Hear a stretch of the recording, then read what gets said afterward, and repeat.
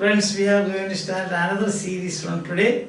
This is, students have sent requests to me to explain like literary, like terms in linguistics. They also want terms in literary criticism and theory explained. So this is the first class or first lecture we can the short lectures. Now here is what is literary criticism. Criticism actually, simple criticism means, see, you are studying a particular work of art. Say in this case, for example, novel, a poem, or a short story, or a drama. Then what you look for is, well, how did you see the aspects that you are looking at? Plot, character, criticism, character. Then if it is poem, you have got the rhyme, alliteration, then assonance means sound effects, vowel harmony, figures of speech, and you have got the plot, character, rhyme, diction, intention of the author, intention of the author, background, autobiography or biography of the author, and the historical circumstances. That that won't come. But biography of the author. What else you can have? Say plot, character, rhyme, characterization is A.C. Bradley's Shakespeare criticism. Shakespearean tragedy is based on a character study. Wilson Knight, on the other hand, imagery. Understand? Caroline Spurgeon, for example, is about women characters. So this is actually criticism, or say meter. Meter also coming here. Meter. Isn't it? Meter. So this, and you criticize, listen, or you see this conflict, if it is a drama, conflict, and also you can see the effect of this. Listen, aesthetics as a whole, you can say. Aesthetics. This is from Aristotle on this, mimesis, catharsis. So these are part of, you can say, this is how you criticize a work of art. Criticism is this. But what is literary theory? Theory is more general. For example, when you apply, theory comes in when you start looking at works of art through the eyes of a philosopher. See, in this case, you have got theories like feminism, Marxism, psychoanalysis, and what else you have got? Feminism, Marxism, psychoanalysis. Then you have theories like, in this case you can also add ambiguity. 7 types of ambiguities. Ambiguity and so on, you can say. New historicism. See, what happens in new criticism is this. New criticism, approach of new criticism or new critics, they are concerned about these things. Close reading of the text and interpretation. In fact, critical study involves interpretation and evaluation. So, you are trying to explain things and then evaluate.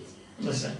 Recently, we have done church going. You can see what I have done in the beginning is literary criticism, explaining and evaluating. Then after that, at the end, the 10th lecture, I have a title like this, reading from different platforms. That is, from looking at church going from different angles like Marxism, feminism, and so on. So new historicism and any philosophical point, you can see, any philosophical approach. These are different philosophical approaches, isn't it? Feminism, of course, is about patriarchy, then the suppression of women. Post-colonialism is another. Post-colonialism, colonialism, and so on. If you apply these yards, see, to critical works, then that is literary theory. We don't stop it there. Feminism speaks about the position of women in the society and this gender as a social construct and so on. Marxism speaks about base and superstructure. And cultural studies, another one, cultural studies. Cultural studies, these are the theory, you can say. Theory, literary theory. This is the aspect.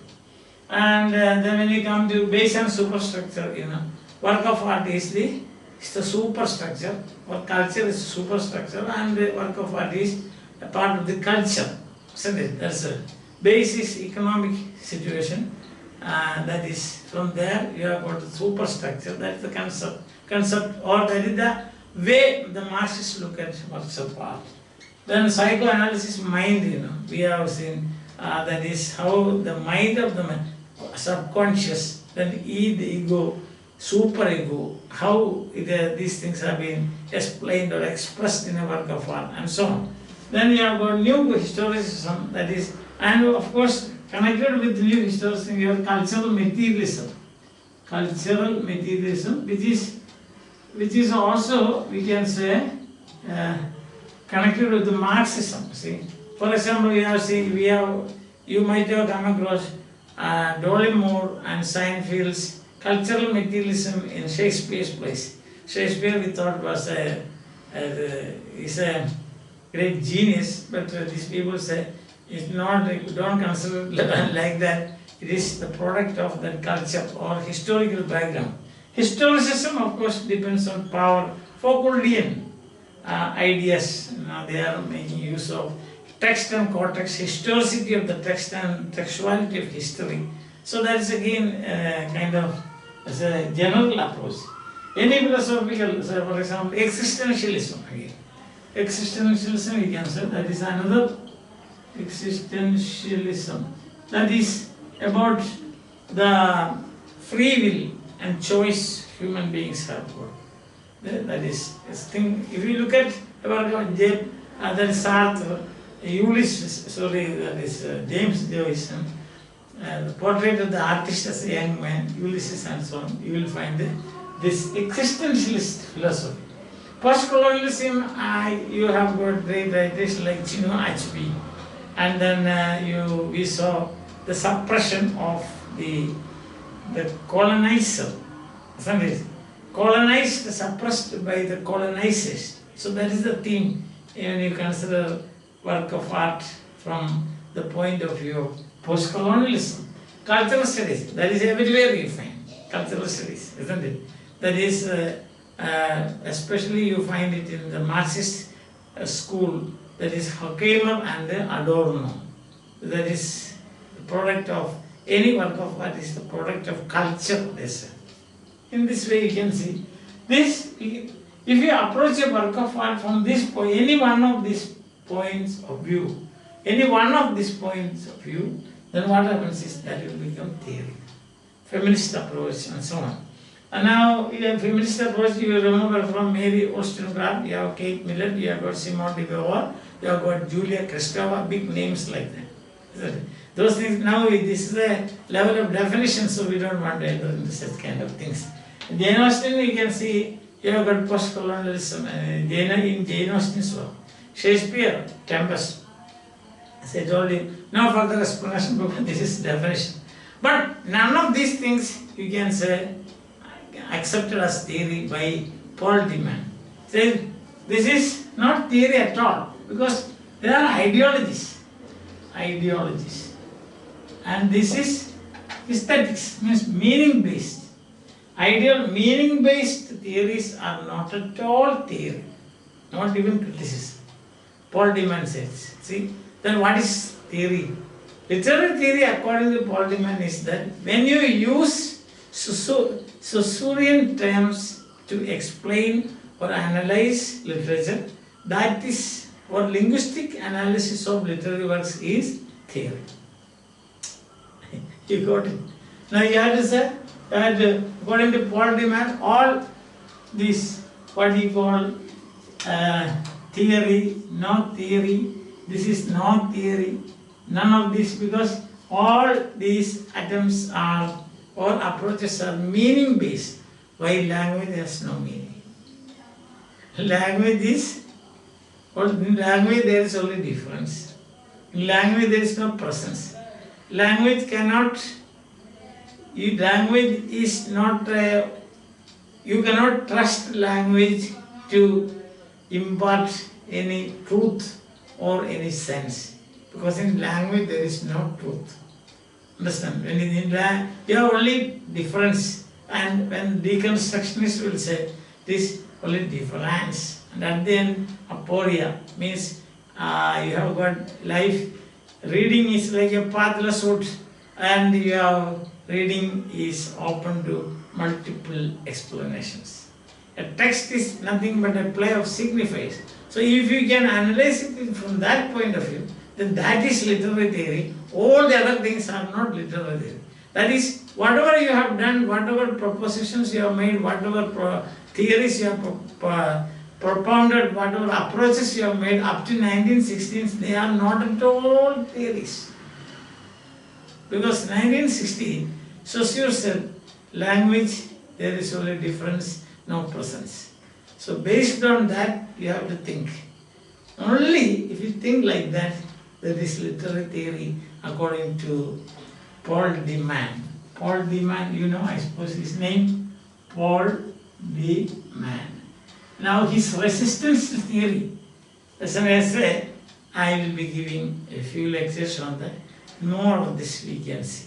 Already I have given two explanations, two terms, like what is resistance to theory, and also one more I have given you, that is what is meant by theory. I think that I have given in this series, in the other series, that is linguistics, because and those two points, you know, what is resistance to theory and what is theory, literary theory. These things I have defined already in that series called Terms in Linguistics Explained, because they are connected with the linguistics. And therefore I humbly request you to go through that. Or further, you wait for my lectures on resistance to theory by Paul Deman. Hope you understand. Now there are 3 points to remember. One is that what is criticism? This criticism. Understand? Then what is theory? This is theory. But none of these things are theory. Paul Deman says there is linguistic analysis. Linguistic analysis of literary text. That is theory, according to Paul Deman. So, criticism and the so-called theories, you don't bother much. But of course, that is his view. And we have been right from Aristotle, 4th century. And unities here. You can have one more point here, unities. From 4th century onwards, from Aristotle's Poetics onwards, we have been trying to interpret, trying to understand, trying to appreciate literature, works of literature, based on these say approaches or theories we can say. Hope you have followed. But according to Paul Deman, none of this. Leave out this. These are not neither theory nor criticism. So, neither theory nor criticism. Theory actually happens. The advent of theory, he says, it is from 1916 when Saussure exposed language to Saussure cleared the misunderstanding that is materiality of signifier is confused with materiality of the signified. Materiality of the signifier is confused with materiality of the signified. Because signified is arbitrary, it is a mental concept. It is an imposed thing. No natural connection between signifier and signified. In a cat you don't find cat. In a day you don't find light. In a cake, C-A-K-E, you cannot eat it.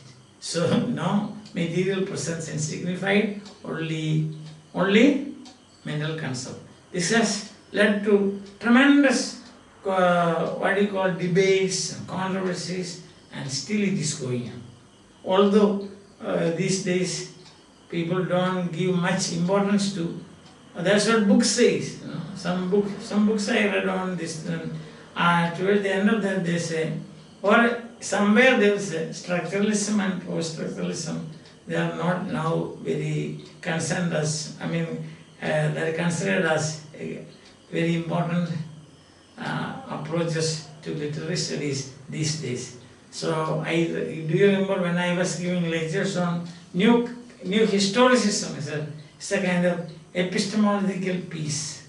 They have brought about a kind of epistemological peace in the field of literary studies. Hope you are following me, you are enjoying my lectures, so you can expect more literary terms, and connected with this you can see how such as what is aesthetics, what is deconstruction and things like that, what is structuralism, etc. will be explained later. Till then, bye, have a nice time, enjoy your life.